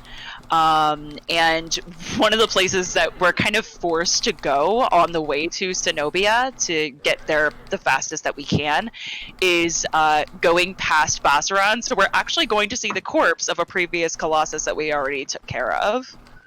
Oh hell yeah, corpses.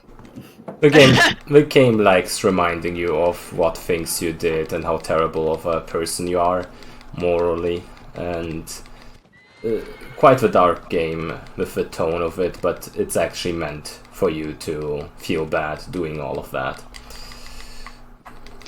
Yeah, one of the big things in this game, just narrative-wise, is you're not... Slowly, as you play the game, you kind of realize that what you're doing may not be right and justified. And actually, something that you don't see as prominently in the newer remake, but it was much more prominent in the previous one, is every time you get hit with those black tendrils when you defeat a Colossus, if you look at Wander or you zoom in on Wander's face, he gets paler and paler and his veins pop out more and more with each Colossus he defeats, until finally at the end, in the final cutscene, which since we're doing a speed run, you won't be able to see it here. He actually has also developed horns, and his eyes turn that same icy blue that you see in some of the Colossi when they're more docile. So it's just a really cool extra flavor thing, as a way that the game really digs in that, hey, maybe killing these things isn't the best life choice, but that's what the game wants us to do. Do it anyway. We don't make good life choices here. We make great ones, and that involves killing the Colossi over and over again. Over and over again. As speedrunners, we're kind of maniacs in that regard. Yeah, I usually drop crash on Bassaran's dead body as I rush by it, just to keep up the vibe that we are the evil one here. So yeah, I stick out my tongue to Bassaran as I pass, because even though, yes, it's a great fight, it's a cool fight, these are all cool fights, Bassaran is still my arch nemesis, and I have failed that jump way too many times to be okay with seeing that corpse. So, Aquila_Azia wants to know, isn't this the Colossus that's farthest away? Zenobia, yes, I think so. It's probably tied with Dirge for the longest travel time, more or less. But I think Zenobia should be the farthest away. What about Malice? Would you say that those are all even? I always thought Malice was the longest travel time. I guess Malice is like its own specific thing due to all of the things you have to do to get there. Mm-hmm. But from the basic Colossi before Malice, Zenobia is probably the farthest. And this is my second favorite area in the game. If you ever actually decide to play this game, you guys in chat totally should. It's one of the top 5 games of all time for me, and probably, for most people, I would say that appreciate a good RPG. But whatever. If you play this, you can unlock the concept art and also comparisons to the PS2, PS3 versions to this. And it is absolutely mind-blowing how some of these areas that I thought, growing up were so absolutely gorgeous and, way ahead of their time for a PS2 compared to what we have now. It's just absolutely just like crazy. But yeah, this game is absolutely gorgeous and a lot of fun just to kind of just experience the world around you. But we'll let TikTak focus here. We took a strange run to these. As you can see, the first pillar is right to the left. We're just going to completely skip all the pillars except for the last one, and then use that glitch that I mentioned before to get around. And so by running in this like little channel, basically, we make it so that Zenobia can't see us, and so it gives us extra time to run to this last pillar to get the super jump. So I'm just going to keep quiet here to minimize distractions. And there you go. That was a really good super jump. You can get that basically like perfectly as soon as you hit the pillar with your feet. Just get an immediate launch, but that was a really good one as well. And so here we're going to shoot Zenobia to make it hit the pillar twice to make it fall down. And TikTak's going to hit it try and shoot Zenobia right before it hits the pillar, time manipulation, and which as you can see here. So TikTak's going to jump kind of in the background, and if you keep looking where that background is, you'll see Wander hopefully kind of dodge over from the back, and now he just ends up like on the other side of this. So the AI manip was basically to make it so that Zenobia came into this last area to basically fulfill the last portion of the puzzle, which is to get hit by, to knock down this platform so that it gets rid of the back protection. And then from here on out, just getting on top of Zenobia and getting the plant. So pretty simple. Sorry, that was a lot of words in a very short amount of time. It's like 5 tricks all simultaneously back to back, so it makes sense. And one of the coolest things about the super jump, that is a pretty difficult strat because if you heard it in the background, TikTak is spamming the jump button as fast as he possibly can in order to get that trick. So that was an insanely smooth super jump that was really, really expertly done. There is also a really great backup strat to that was the most optimal strat for a long time called the Kaze jump, where if you can't get the super jump, you can use the edge of that big tower to jump and then use what we call the magnetism or magnet grabs with Wander of getting close enough to a ledge where he just kind of launches into it and automatically grabs onto it. But we didn't have to do that here, and now probably with another stab or two, Zenobia is going to be as good as dead. Yep, something you might have not noticed, I had to do like 5 repositionings because I didn't actually stab the sigil properly, and in between I accidentally also did a jump stab, which you might not have noticed. That was rough just now, but did you? I missed that. I literally jump stabbed like Shirapon in between. Nice. Yeah, and so there's a question asked in the chat, User, can you still jump on and off Zenobia pillar? Yes, so there's kind of a swag strat, I would call it, of like, there's a way to manipulate Zenobia that you can actually jump on top of it and jump onto the pillar and not get shaken or stumble off. It's a little bit precise to pull off, but it's very interesting. It was like the mechanics in the game. Yeah, it was the old IL strat in the original games because the super jump wasn't possible there due to different physics and glitches being available. Yeah. So, but this is probably the IL that improved the most time-wise, while the IL world record was like 1:15, if I remember correctly, in the original, which was very optimized. Here it is 1 minute and 1 second, if I remember correctly.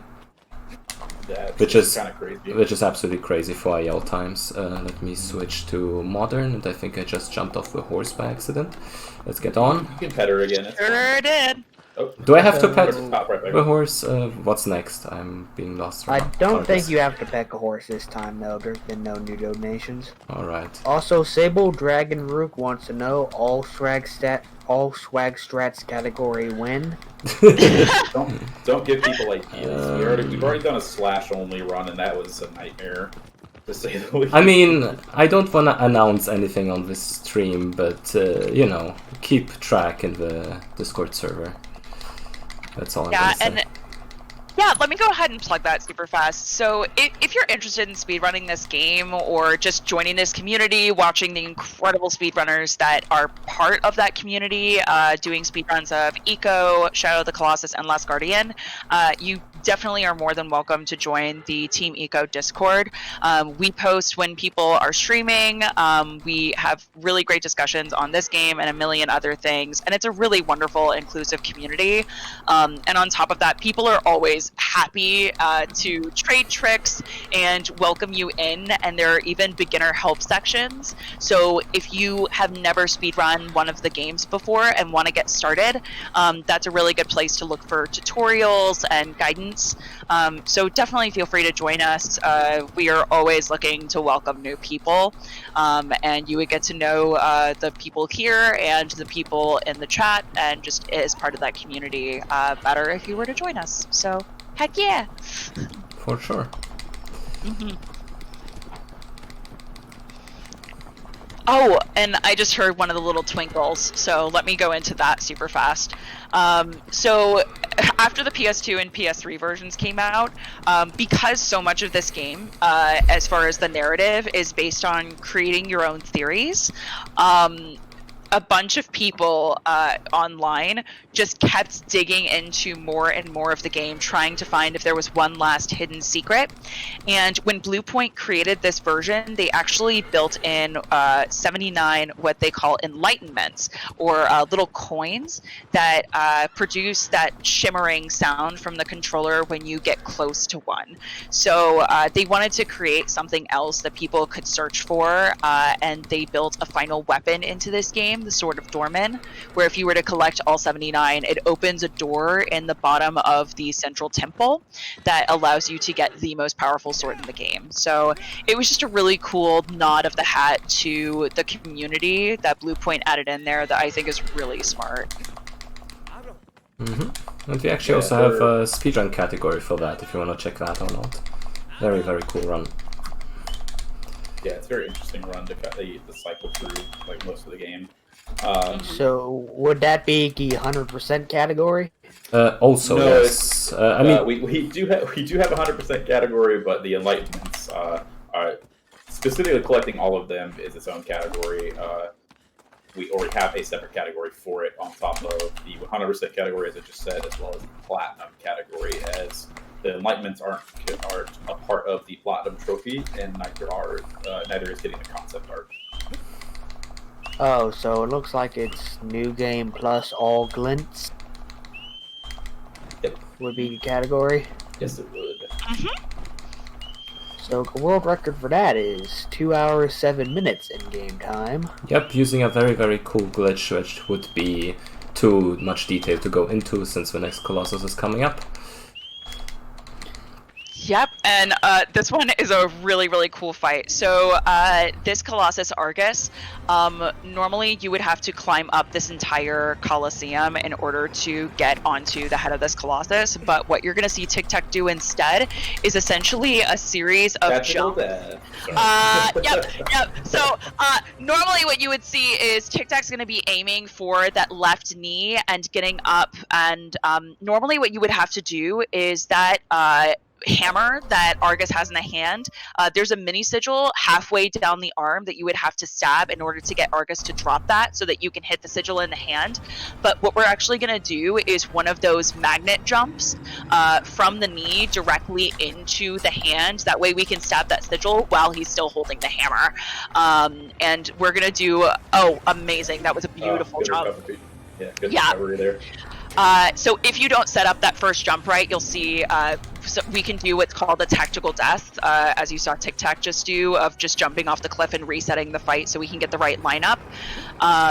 So what he's going to do here is if you go a scooch from the edge and then launch yourself up as Argus is dropping the foot down, we can get a beautiful, nice that was a really good launch, Yeah, so we can get one of those amazing launches where you essentially hold the side button and it weirdly launches you directly up onto the head, and all he's going to need to do is take care of the head.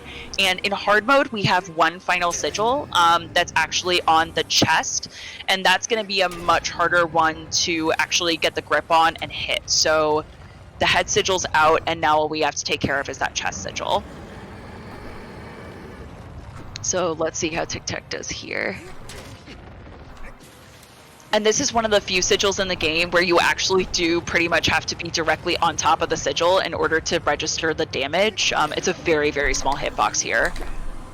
I tried to do a slash. I shouldn't have. Yeah. And so if you do enough damage to I shouldn't have. the other sigils and max out your damage to the chest sigil, you can do Oh, a slash God. to get some swag. I guess I overdid it with the swag this run. Wait. Okay. Yeah, what's cool Too about much swag! Too much swag. That's the the wrong thing one. about Oh, I'm almost dying. What a comfy run. you do. Totally off the head is that it's actually the same mechanic and also set of inputs as the. I might have to do a tactical like death again if this after won't work out quickly. Yeah. Oh my god, no. Get a little bit too close to those. Okay, let's see. Maybe this time I can do a backup. If not, you can always let him stomp you. Yeah, sure, but it's fine. Oh, nice! There we go. I'm not through here yet. This launch is a lot more difficult to do if you're off position. So, first of all, I have to wait out the turning animations. That's the first difference, and now we'll launch. After this oh, fight, back I up. have a donation to read. I'm sure y'all can guess what it's for. Yep.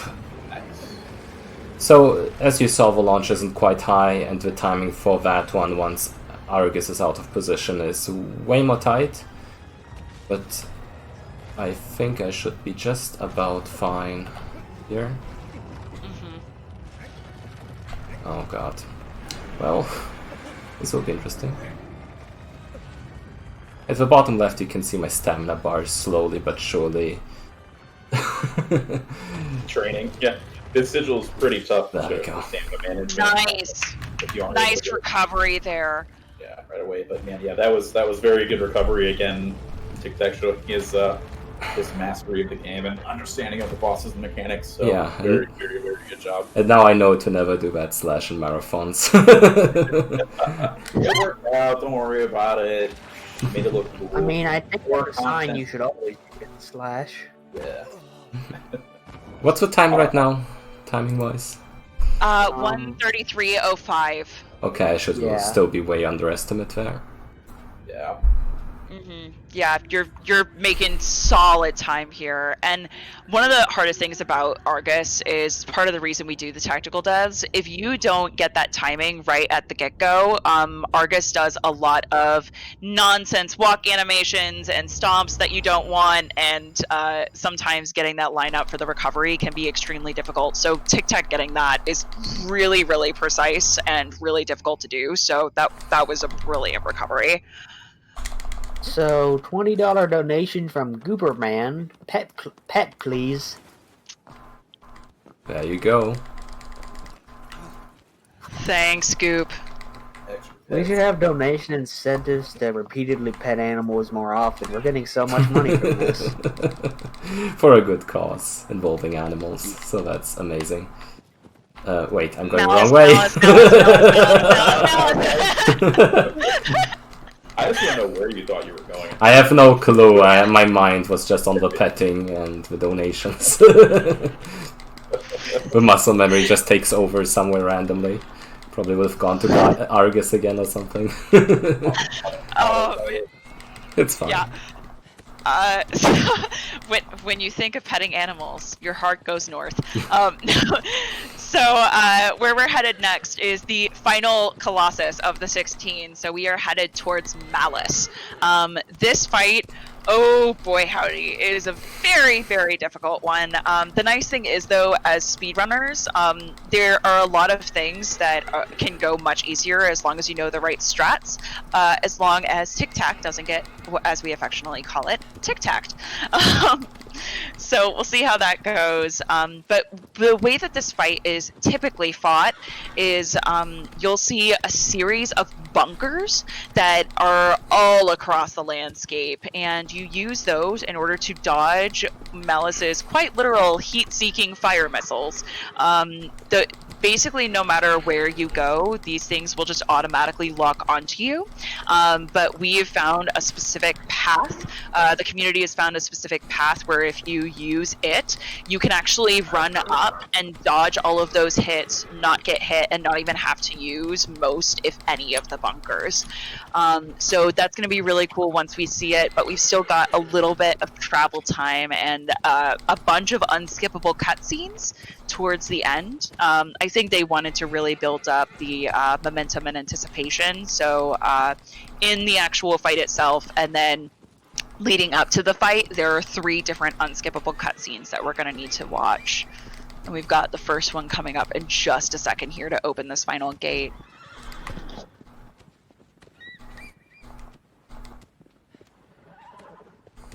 Yeah, and one thing to note is that aggro is very, very important for this fight. You know, extremely useful. So we just got to make sure, you know, everything goes as planned. Another cool thing here is like a lot. Actually, that very good pathing there, TikTak. Like we said earlier, aggro is afraid of grass, and at the same time likes to stop and watch it. So sometimes she'll just decide like, oh hey, we're kind of running through, you know, the wood and whatnot in this middle of the plain, but all of a sudden, you know, there's a nice little patch over there that looks a little tasty, and has to slow down and take a look at it. But we can path just right to basically skip the. Wanted to do a quick stop there. Didn't quite work out. Yeah, it happened. Not quite. And yeah, so. Oh, it's very good to get good pathing where you don't slow down at all. Yeah, 100%. And this area especially, aggro really just likes taking in the scenery, so you have to do a bunch of kickstarts, and then once you're on the stairs, just a bunch of kicks to make sure that she actually keeps up the momentum without stopping and getting confused. Yeah. Oops. You want to take this corner pretty tightly too, because aggro slows down here. Mm-hmm.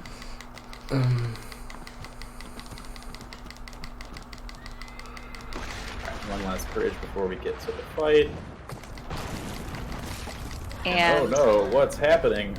Oh what? no! We aggro. never would have seen this coming. We never would have seen this. We need you for the fight though. And we didn't give you your scuba gear yet. No! Aggro's pretty good at swimming, so don't worry, it's fine. Nah, she's dead. God. Okay, no. Okay, but Aggro's alive.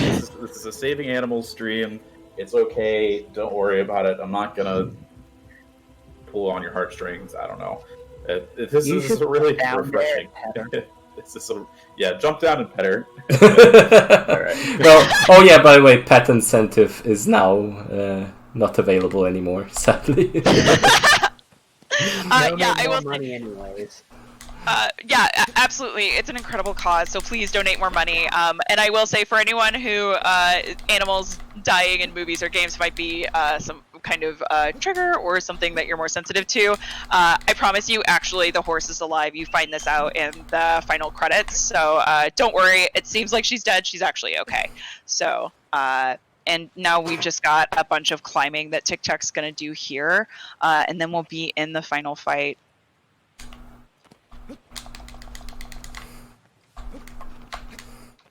And yeah, and I'm pretty much known for this fight because I always mess up world record attempts, bounties, all kinds of things, PBs on this Colossus.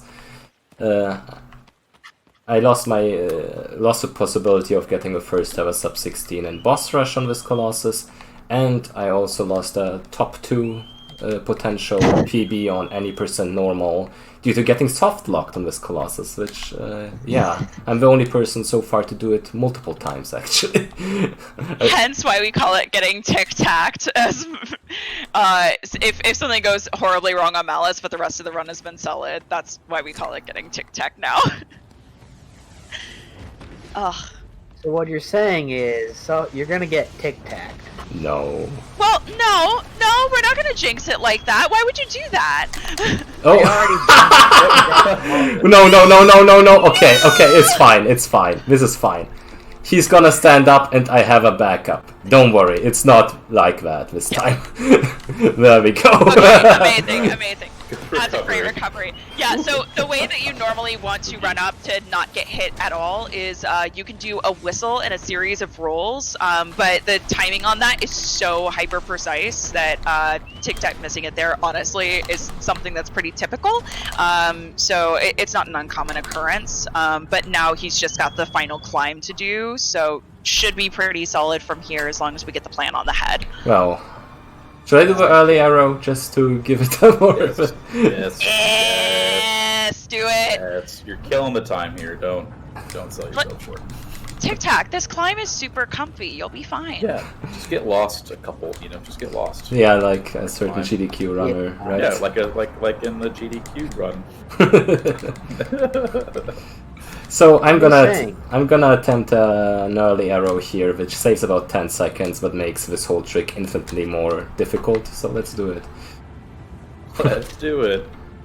I'm just saying, me dropping a Mario Bog emote in chat during one of the runs has a 100% success rate at causing the runners to choke. Let's do and it. you can go first. Okay. This could still be fine. Yeah, it's fine. You're That- good. You're solid. Crap! Whoa. Okay. Yeah, ooh, made it work. Nice.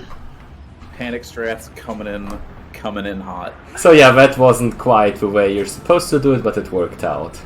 Yeah, that'll do. Enough of Nice. those things, yeah. Yeah, and he's got the plant as well. So basically, Malice. Malice is one of the tougher Colossi to recover on and actually get full stabs on if you're not in a plant. So it's very important that we keep this just for us being smooth. So, and one more half stab and we're good. Nice. And There just we like go. that is all of the Colossi. So we've just got the final Dorman section, and then this run is gonna be as good as dead. Yep, it's about 2 more minutes. But the most difficult stuff is over. I can try to get a stumble-less Dorman. We'll see.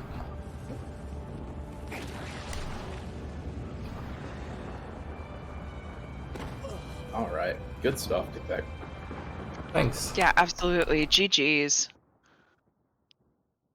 Wasn't a perfect run, but I guess I could show the difficult parts of it. Yes. But also do fairly well on some other difficult parts because, as complex as the run is, basically every Colossus can kill it. Yeah. All right, so this part's annoying because you just want to avoid, so basically the story is now is some a guy named Emon and his buddy showed up to ruin the party and stop Dorman from taking over your body and ruling the world somehow as a giant massive beast. And so they're going to shoot you with your crossbows. You're going to say, hey, piss off, please. And then we're going to vape because vapation. Blue raspberry is his favorite vape flavor. We do not condone vaping, but, hey. You're the bad guys here. Yeah, you're the bad guy, so you can vape. That's what it is. So Only Kinda just vape if sitting you're a around bad waiting. guy. Don't vape like this at home. yeah. Don't rip these massive clouds. Yeah, and I will say, if you ever get the chance to play this game at home, definitely getting to experience the cutscenes and the story is really worth it because I'm sure seeing the speed run and getting from point A to point B, this is very disconcerting. But the way that we get through this section is actually by being peaceful. So the reason he's not doing much else except hanging out in the corner here is if you attack the people, they'll just keep attacking you and won't actually run out of the temple. So we want to just let them go scot-free. Oh, Slow, I see you decided to pop your face in at the end of the run instead of, at the beginning. So we could discuss why this is a good game. That your opinion is wrong. And we serpentine Babu here because it makes it easier. And time. Oh, yeah, sorry. We forgot to say that time was coming up. Sorry about that. So that was like a 140, 44. About average. Here. Yeah, We're gonna 144.53 see. is the final time, but yeah. Nice. GG's, dude. Thank But yeah, you. awesome stuff. And that's Shadow of the Colossus. GG. Congrats on being the first person to not choke after I dropped the Mario pause emote. It was close. It was close. It was close, yeah. So yeah, in this cutscene, basically, it resolves a bit of the story. Dorman, which is us, now turns into a baby. And Dorman held up part of his promise and resurrected Mono, and Mono will now live in the Forbidden Lands with her newfound baby, which is Wander. And which also kind of is a prequel to the Eco story. There's a lot of interesting theories and story elements in there. There's also a book about Eco. So it's a medium that inspired a lot of people, and I'm very happy to be able to show it here on this marathon.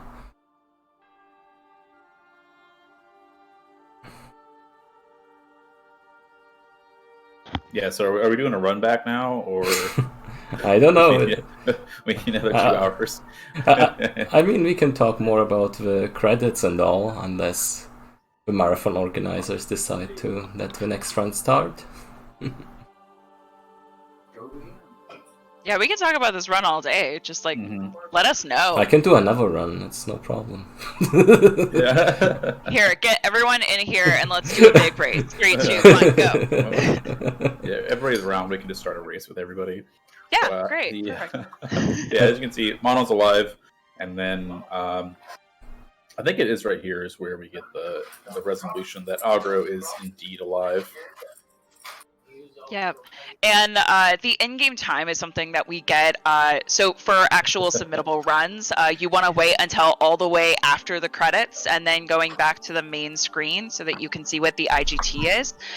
So typically, what a lot of us will do is go and just talk to the chat, or grab a snack, grab a drink, give a toast, and wait for that IGT. Since the credits are about 10-15 minutes of time that we have to wait through. Yeah. So, yeah. But that was an incredible run. GG's, TikTak.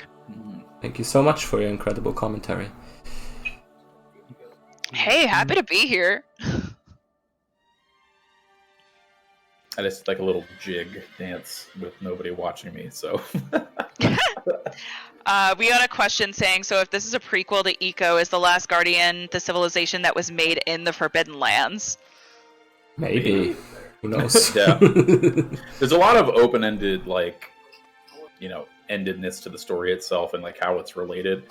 The Last Guardian, I would say, is less related to purely because you don't have a horned boy, but, it's all about the other stuff, so I'll let the Last Guardian runners talk about the lore more, because I've played the game twice.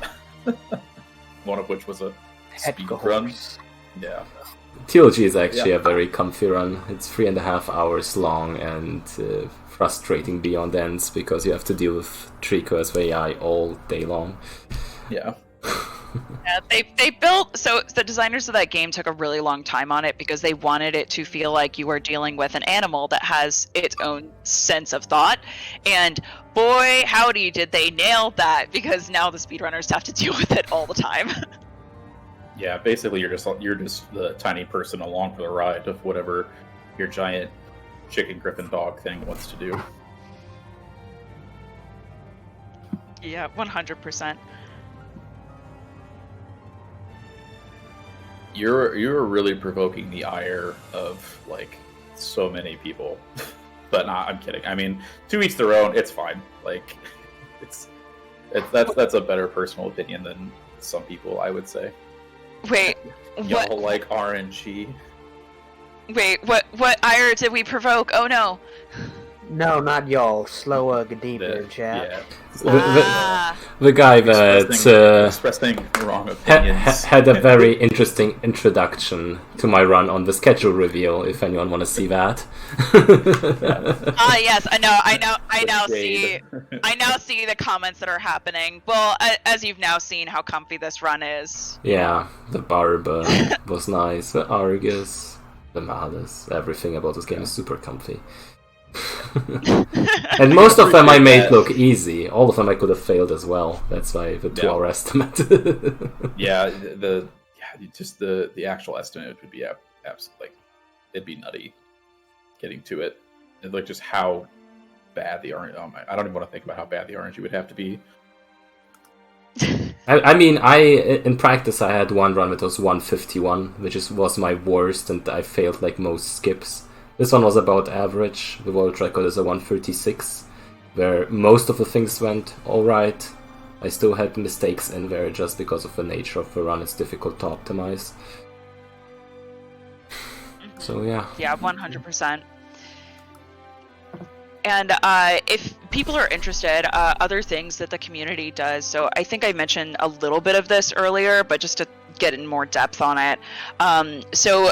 Earlier this year, because of the pandemic, we started doing what we call big races, where a bunch of the top runners of the different games in the series, so Eco, Shadow of the Colossus, and Last Guardian, will actually do a full race with each other. Azuma72 is the one who puts together the layouts, and they look absolutely gorgeous. And we alternate the games, so they run once every third month. So which one is going to be the next one, do we think? The idea for the next one is actually to have a Team Eco Marathon, with all people being able to submit all kinds of runs. Some meme runs, some serious categories, and if everything works out, you have quite a few different interesting runs going on there, and everyone can submit. Heck yeah. And we're also going to be doing Team Eco Awards. So we're going to be handing out awards for best overall runner, best marathon run. So it's going to be a mix of legitimate speedrun awards and then what feel like senior superlatives, which I am all here for. So it's just going to be a fun community awards ceremony that we're still in the process of putting together. Yeah, definitely big shout out to Azuma for helping with most of the organization and the tech behind it. He invests a lot of work into all of that, and it always is an amazing occasion. Slowo wants to know if Barney Hide and Seek is eco-related. What? 100%. Everything is related to eco if you think about it hard enough. If you think about it hard enough, all of video game history is related to eco and the Team Eco series. So, oh, mind blown. no joke. Many of design choices that went into Dark Souls, for example, had great inspirations from Eco's level design. So it was quite groundbreaking in many ways. I'm just thinking of some of the really bad games I've played and just trying to come up with conspiracy theories as to how they're all related to eco, and now I feel like this is a thing I have to map out. Yeah. So yeah, I guess we're still waiting on the next run being set up.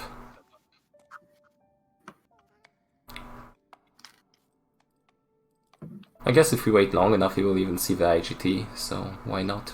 Heck yeah. I think the next run should actually almost be set up, because they were doing some setup while we were actually waiting. Awesome, we're ready to leave whenever. Oh yeah, I just got instructed that, yeah, we are good to go, so if y'all want to wrap up. Yep, thank you so much for making this thing. Thank you for my amazing commentators and to all of the Team Eco community. Mm-hmm. Nice to have you here. Any other people you want to shout out? Any other people? I mean, I shouted out most of the people. All the people that donated to pet the horse. Sorry for that one mistake on one of the first pets. I'll pet aggro some more on my own stream later. Make up for that. Yeah, after falling into a ravine, he could probably use some more pecking. Yeah. Yeah, she absolutely deserves it. I'm not gonna lie. The way some speedrunners treat aggro because it loses time.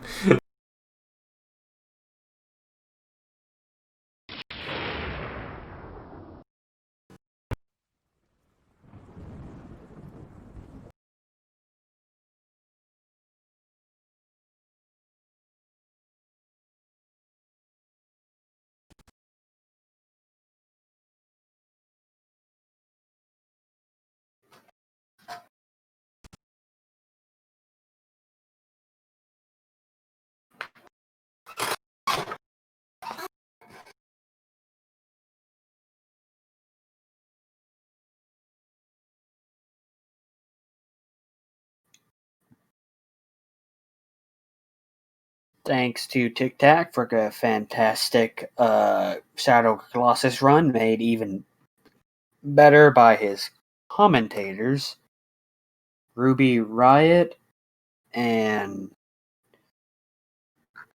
the other one. I forgot the names. Sorry.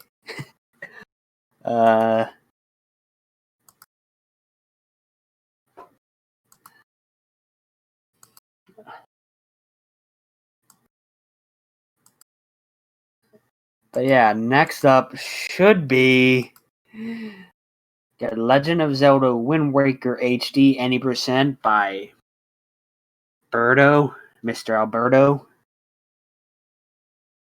Yeah, I know, Azama. How could I forget his name? It's like, I'm an idiot. I should be ashamed. If I'm not mistaken, this was originally a bonus run that we met the incentives for, so look, this should be fairly exciting.